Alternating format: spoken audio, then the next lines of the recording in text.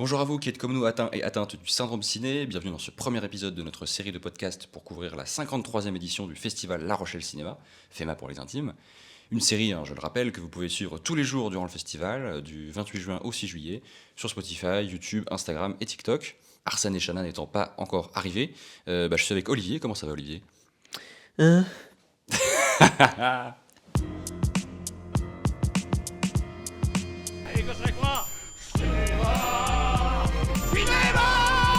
Mais il est complètement fou, ce mec. Je suis quasiment sûr que nous avons affaire à un serial killer. À quoi? On va lui faire une ordonnance. Et une sévère. Un serial killer. Tueur en série. Serial killer. Ça va très très bien, je suppose. Oui, Absolument pas fatigué ou ça débordé. va très bien, et toi? Oui, moi ça va. Bah, je vais mieux que toi. Toi, t'as beaucoup de chiens, de chats à fouetter, là, t'as beaucoup de trucs à faire. Mais on va faire vite. Et ça devrait faire parce qu'on n'est que deux aujourd'hui. Vous inquiétez pas, le reste de l'équipe arrive dès demain.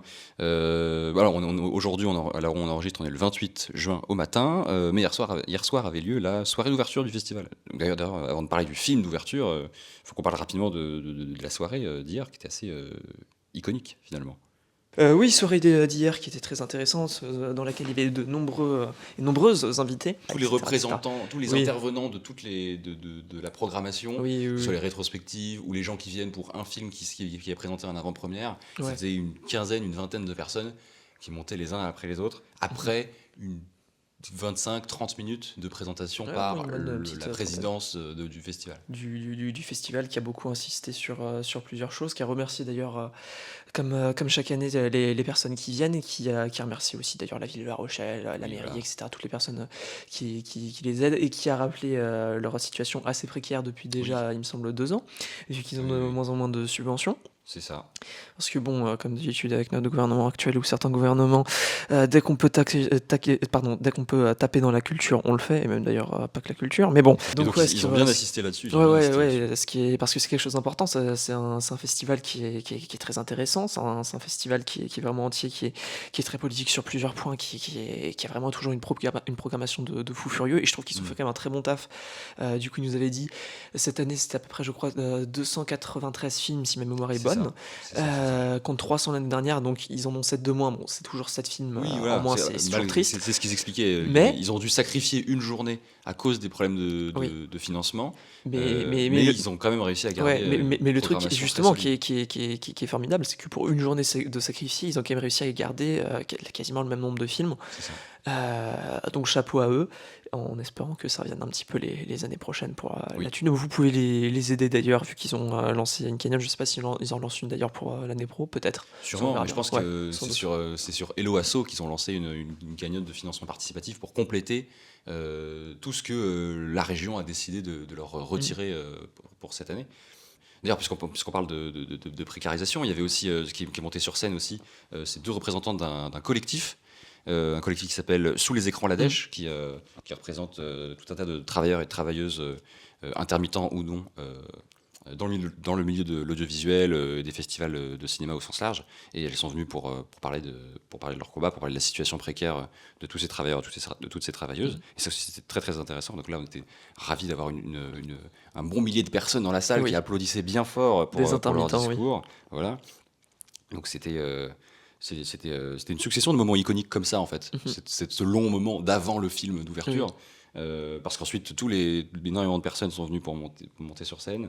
Il y a quelque chose d'assez touchant et un peu humain aussi, c'est que peut-être l'écart qu'on a quand on regarde la cérémonie d'ouverture du Festival de Cannes à la télé, sur Canal ou je sais pas où c'est incroyablement professionnel, c'est du tapis rouge, il y a un truc ultra glamour, ultra standardisé, réglementé et tout. C'est quelque chose de très très improvisé, de très très humain, très très tôt, Ouais. très vite qui s'installe. Bah, t'as la moitié des personnes qui n'ont pas prévu ou alors qui ont mal prévu un discours qui se ramènent en C'est ça. disant oh, mais c'est quand même vachement grand, il y a beaucoup de personnes parce Oui. que c'est vrai que Oui, une fois donc dessus, c'est je très pense, impressionnant cette salle, effectivement. Parce que la plupart, c'est des jeunes réalisateurs ou des producteurs ou des artistes qui n'ont pas l'habitude de monter sur scène devant 1000 personnes, à l'improviste qui plus est. Donc non, ça a fait pas mal de moments assez géniaux. Donc on a eu, par exemple, comme il y a une petite il y a un petit travail de restauration sur 2 films de Patrice Chéreau cette année, La Reine Margot et ceux qui m'aiment prendront le train. On a eu 2 actrices qui ont travaillé avec 2 actrices et réalisatrices qui ont travaillé avec Patrice Chéreau par le passé, Dominique Blanc et Daniel Thompson, qui sont montés sur scène pour parler assez rapidement de ça et de son travail. Et puis on a eu Daniel Thompson qui prenait en otage la scène avec des questions surprises au public, qui chauffait, qui avait été apparemment hyper inspiré par le discours sur le collectif Sous les écrans, la Dèche, donc qui insistait pour qu'on les soutienne financièrement et tout. Enfin, il y a eu un réalisateur palestinien qui dirigeait un film qui regroupe 22 courts-métrages réalisés pendant le génocide par tout un tas de jeunes réalisateurs et réalisatrices palestiniens et palestiniennes. Donc des gens qui sont encore là-bas d'ailleurs. Des gens qui sont encore là-bas pour la plupart. Et donc il venait sur scène, donc le film qu'il a supervisé, ça s'appelle From Ground Zero, qui sera présenté à La Rochelle, qu'on a très très envie de voir. Et donc pareil, donc ce type qui était un espèce de monstre de charisme, il était hyper drôle, et donc c'était sa distributrice qui montait sur scène et qui s'est improvisée traductrice parce qu'il parlait pas bien français. Enfin bref, et il a réinsisté, donc c'était à la fois très drôle et très très puissant. Il a insisté sur le fait que les films qui sont montrés dans les courts-métrages, très nombreux courts-métrages qui sont montrés dans From Ground Zero, ils sont là et c'est très important de le rappeler, de le noter. Parce que voilà, il y a un génocide en cours, et il y a un peuple qui risque l'extermination, mais ils sont aussi là parce qu'ils ont eu envie, ils aiment le cinéma, ils ont envie de faire du cinéma, et on vient ici pour se rappeler qu'ils sont sous une menace de mort, mais que, comme il le disait, c'est des films sur la vie, c'est des films qui célèbrent la vie et la vie que les Palestiniens et les Palestiniennes veulent montrer, veulent représenter. Donc il a eu un discours assez beau sur ça. Et donc, voilà, on ne peut pas vous citer tous les moments un peu iconiques de la soirée, mais c'était globalement assez beau. Donc c'était beaucoup plus long que dans mon souvenir, mais j'ai trouvé très très intéressant, et puis qui montrait aussi la richesse de la programmation de cette année. Mais voilà, on peut peut-être enfin parler de ce film d'ouverture qui était passé à Cannes il y a quelques mois. Donc c'est le dernier film de Rebecca Zlotowski qui s'appelle Vie privée. Vie privée avec Jodie Foster, Daniel Auteuil, Mathieu Malric, Vincent Lacoste, tout un tas de Monsieur d'acteurs Wiseman connus. également. Et Frédéric Wiseman, et pas mal de caméos, on en reparlera. Non, donc voilà, je crois que la coutume veut que j'en fasse un petit résumé, si je me souviens bien. 2 lignes. 2 lignes. Ça se passe à Paris, c'est l'histoire de Liliane qui est psychiatre. Une de ses patientes vient de se suicider, et les jours passent et elle commence à remettre en question la cause du décès, et elle va plus ou moins mener l'enquête pour essayer de savoir si elle n'aurait pas été assassinée par quelqu'un, mais par qui, on ne sait pas. Mystère. C'est ça. Mais donc vas-y Olivier, toi qui si t'as envie de donner un avis un peu rapide sur le film. Ouais, bah tu m'as fait la réflexion, en sortant de la salle, il y avait 2 personnes qui en discutaient derrière nous. Juste derrière nous, exactement. Et c'est marrant parce que je pense qu'on avait un petit peu le même avis. Je pense pas que ce soit un mauvais film, au contraire, je dirais que c'est plutôt réussi sur certains points, c'est assez sympathique. Il y a un casque qui tient bien la route, même si parfois on sent que, la manière de jouer entre, par exemple, je sais pas moi, Daniel Auteuil et Jodie Foster, il y a des petites mimiques qui rappellent que outre-Atlantique et en France, on n'a pas forcément tout à fait la même manière de jouer. Et il y a des petits ersatz qui de temps en temps ressortent. C'est ça. On sentait de temps en temps, c'était assez rare que Jodie Foster ne jouait pas souvent en français, parce qu'elle joue en français dans le film. Même si elle s'en sort assez bien, il y a des petits moments où on se souvient que c'est un peu inédit pour elle. C'est un film, sinon, alors je vais parler au point positif d'abord. C'est un film qui a une mise en scène qui est assez intéressante. C'est pas glorieusement mis en scène, mais il y a pas mal de plans qui sont assez bien travaillés. On va pas mal écraser les personnages avec des jeux de perspective qui sont très intéressants, des jeux de flou aussi. On va faire apparaître un personnage beaucoup plus petit qui ne l'est, en choisissant aussi d'ailleurs des acteurs qui par exemple sont des vrais colosses, ce qui donne vraiment une impression de gigantisme et d'écrasement. Il y a aussi pas mal de jeux sur des plans où on observe les personnages, on les voit de 3/4, ou alors dans des points de vue où on va mettre par exemple des feuilles dedans, longue focale, vue un peu de dessus, etc., en plongée, et ça permet de donner un sentiment d'observation, un petit peu de stress par rapport à nos personnages. Ça va dans la dimension un peu enquête, un peu un doute permanent, la dimension peut-être paranoïaque du personnage qui remet en question énormément de Oui, choses. justement, on va avoir des petits jeux de lumière aussi de temps en temps, beaucoup de jeux de lumière, soit pour symboliser un petit peu comment dire, la pensée qui avance avec des lumières qui vont par exemple filer sur le toit d'un pare-brise mais qui sont bien mis en évidence. On va aussi avoir des jeux de surimpression naturelle avec par exemple des vitres dans lesquelles des personnages vont voir d'autres choses, dans lesquelles il va y avoir des reflets, ce qui permet justement de nous parler de leurs émotions et du fait que tout se mélange à ce moment-là dans leur tête et ça donne quelque chose d'assez intéressant. Après, quand j'ai appris que le film faisait 1h40, je l'ai pas cru. Oui, Parce que on l'a vérifié tout à l'heure, on a appris que le film ne faisait que 1h40. Non, ressenti 2h30, c'est un film, je suis désolé. Que je trouve vraiment trop long, qu'il y a des soucis de rythme qui parfois fonctionne parfois très bien avec son humour, des fois est complètement ridicule. Il y a des scènes de repas auxquelles j'arrive pas du tout à croire déjà parce que en termes d'alchimie familiale, autant Daniel Auteuil et Jodie Foster ça passe plutôt bien, Oui, c'est je dans leur trouve ça- relation de je trouve couple. ça marrant. Autant le côté familial avec Vincent Lacoste, j'ai vraiment juste l'impression de deux acteurs d'essayer de jouer un lien et j'ai pas le sentiment que ça passe vraiment, qu'il y ait plus d'émotion que ça. Et c'est un peu dommage, bon, outre le fait que je suis pas très fan de Vincent Lacoste, mais bref. Surtout qu'on a des moments où Jodie Foster part dans des délires complètement paranoïaques et non, je suis désolé, ça m'a complètement sorti du film. Il y a des caméos, notamment justement celui de Wiseman qui m'a complètement saoulé parce que c'est un truc qui vient nous rappeler soit des choses qu'on a déjà, soit faire avancer un élément qui est pas intéressant dans l'intrigue. Donc c'est des écueils comme ça qui ralentissent le rythme et qui font que de temps en temps on s'en bat les couilles, on n'est pas à fond. Je suis un peu méchant, hein, mais voilà.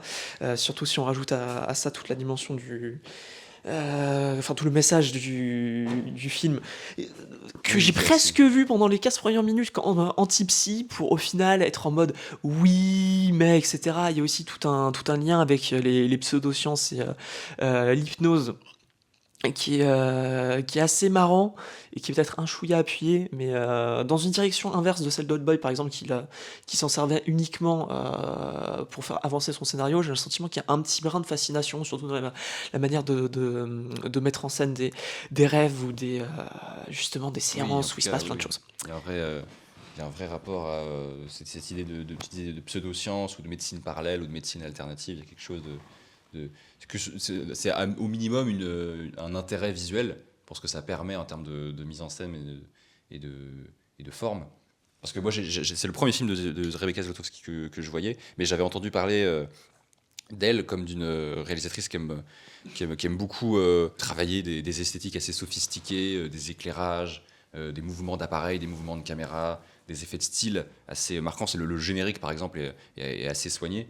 Et la lumière du film est travaillée tout du long. Et effectivement, l'hypnose et le dispositif de psychanalyse et le fait qu'elle travaille en tant que psychiatre permet au film d'avoir des effets de montage, des effets d'éclairage, des effets de mouvement de caméra assez travaillés et assez intéressants. Mais effectivement, qu'est-ce que c'est long, qu'est-ce que c'est bizarrement rythmé. Combien de fois je me suis dit et ça va finir comme ça ressemble à un plan de fin. Ce n'est pas du tout un plan de fin. Thomas, tu es bien naïf, tu en as encore pour 20 minutes. Le film, malgré tout, est assez...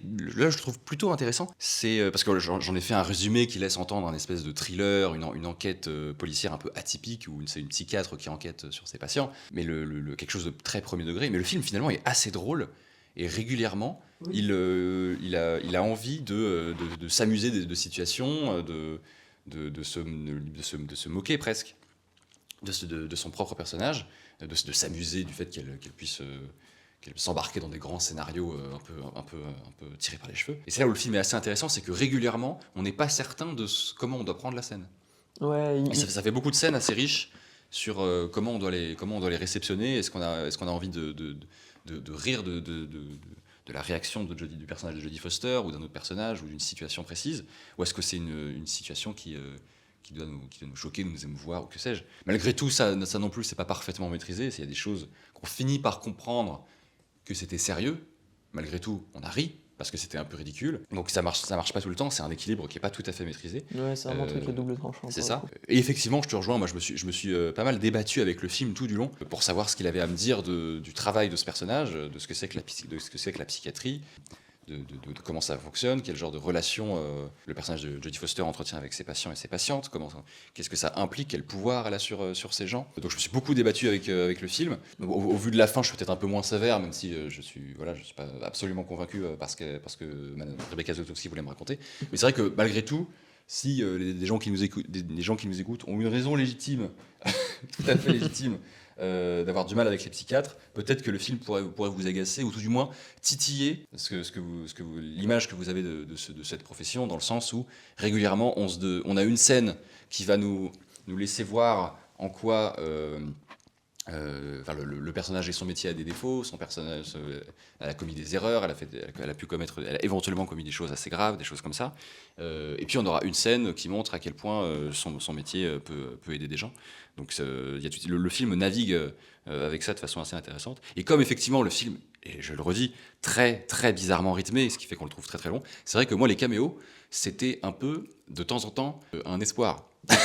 Pour moi, dans mon visionnage, c'est de me dire, ok, le film a l'air de s'amuser à faire apparaître, figurer pour 2 secondes ou 4 minutes des gens que je connais de très très loin ou un petit peu que j'ai vu dans des films ou que sais-je. Et donc de temps en temps, c'est peut-être un petit plaisir bizarre, mais c'est de voir pendant 2 secondes donc une réalisatrice française dont j'ai pas vu les films encore, mais qui m'intéresse pas mal, qui s'appelle Sophie Le Tourneur. Ça me fait marrer parce que jamais je verrais Sophie Le Tourneur copiner avec Rebecca Zlotowski. Dans ma tête, leurs cinémas n'ont rien à voir. Bon, bah visiblement, elles sont suffisamment copines ou amies ou confrères, consoeurs pour que l'une figure dans le film de l'autre. Pareil que Frédéric Wiseman qu'on voit au générique au début. Et, ok, il y a Frédéric Wiseman, donc ce dinosaure du documentaire américain. Qui est dans un film de Rebecca Zlotowski, grande formaliste, esthète, qui fait de la grande forme et de la grande narration. Et bah oui, il a un petit rôle. Et donc je me raccrochais un peu à ça. Malgré tout, voilà, bon, je trouve, pour finir sur vie privée de Rebecca Zlotowski, je le trouve pas inintéressant, pas raté du tout. Il y a pas mal de choses qui marchent plutôt bien. Son plus grand défaut étant peut-être les larmes en effets spéciaux numériques absolument dégueulasses utilisées dans le film. Voilà. Après, le film sort dans un petit moment, donc ils ont encore le temps. Voilà, s'ils s'ils veulent prendre le temps et l'argent de peaufiner les effets spéciaux, il y a des larmes qu'il s'agirait de rendre crédibles. Voilà. Après, peut-être que Rebecca Zlotowski l'ait fait elle-même et que dans 6 mois, ce sera parfait. J'en sais rien. Dire. Mais bref, c'était une blague pour finir. Non mais voilà, donc voilà pour l'épisode d'aujourd'hui. Nous, tout à l'heure, puisque Arsène et Chana sont arrivés tout à l'heure, on a pu se mettre un peu au point sur comment on va faire sur le programme. Tout à l'heure, normalement, on va tous voir La Reine Margot de Patrice Chéreau, qui a été restaurée récemment, donc avec Isabelle Adjani, qui est un grand film d'époque dont on vous parlera. Et pour la fin de soirée, bon, il y aura un peu de Claude Chabrol, un peu d'Almodovar.